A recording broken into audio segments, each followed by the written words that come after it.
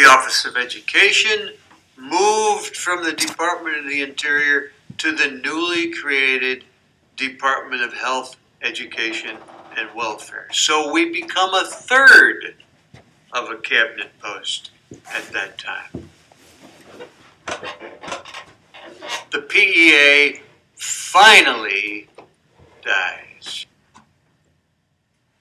It officially ceases in 1955. That was announced by President H. Gordon Hullfish. The only reason I mention his name is because I think it's humorous. I don't believe that name will ever be on any exam you will ever see, but just in case you are on Trivial Pursuit sometime and they ask who the president was when the PEA terminated, his name was H. Gordon Hullfish. At the time, it was little more than a mailing list.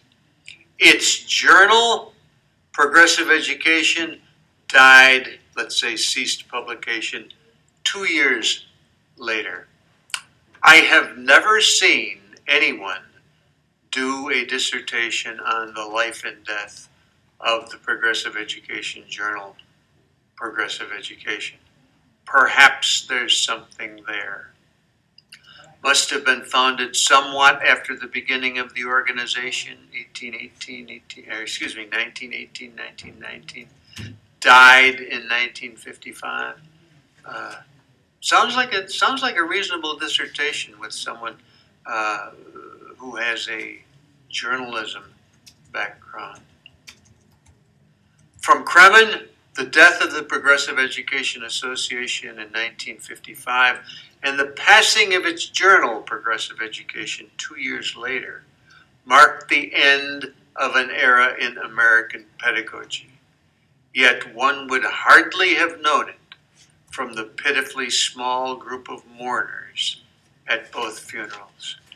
And can't you see them standing there in the rain, dressed in black, with their umbrellas up and the rain coming down, and very few people there.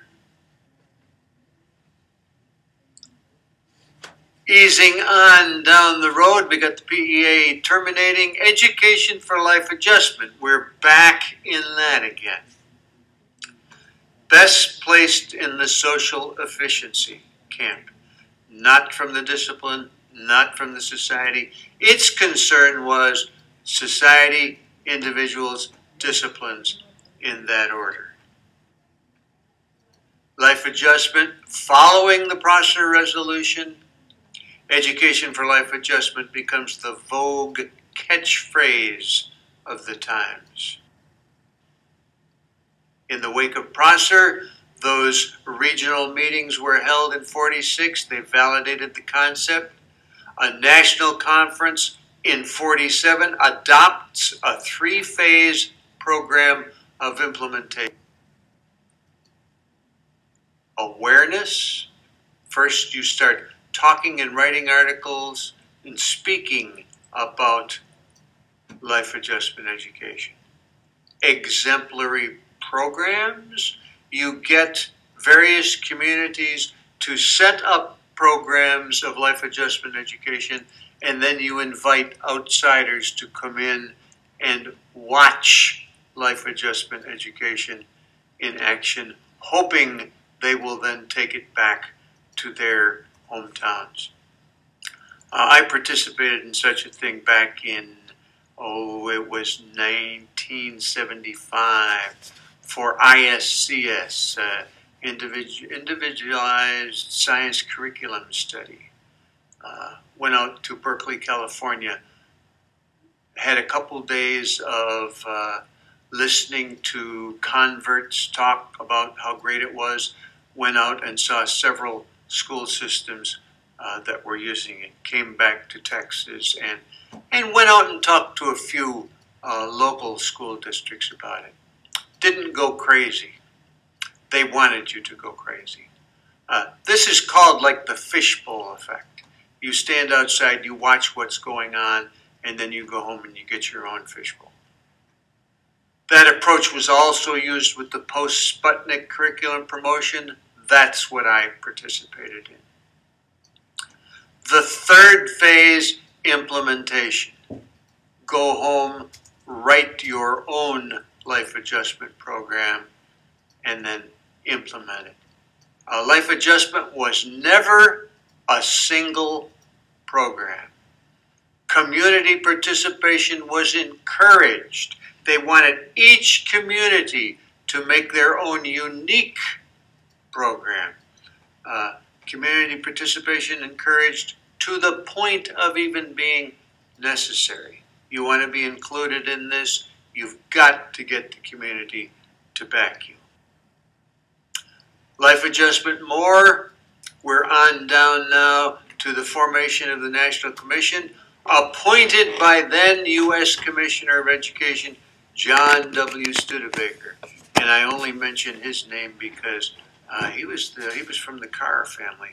One of the greatest cars ever to come off the line. Unfortunately, it has died out and there are no, well, there may be Studebakers around still, but they're collector's items. They were way ahead of their time in terms of design.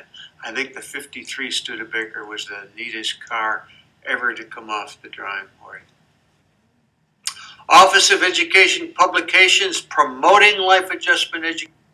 There were two of them.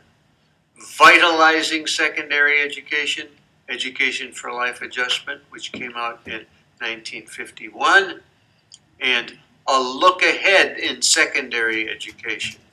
This came out in 1954.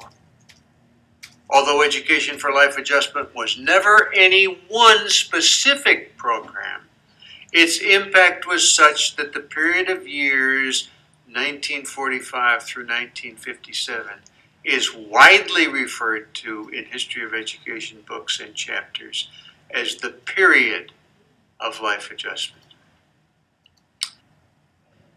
Well, everything was not all rosy. Life adjustment had its critics as well as its proponents. Who were those critics? Well, they were people who pretty much agreed with this little blurb that I have. As the period progressed, many became concerned about lack of academic progress and dropping standards.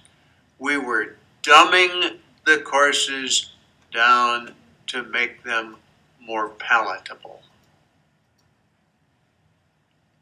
We were keeping too many poor students in school. And we were losing sight of the primary purpose of the high school, preparing students for college.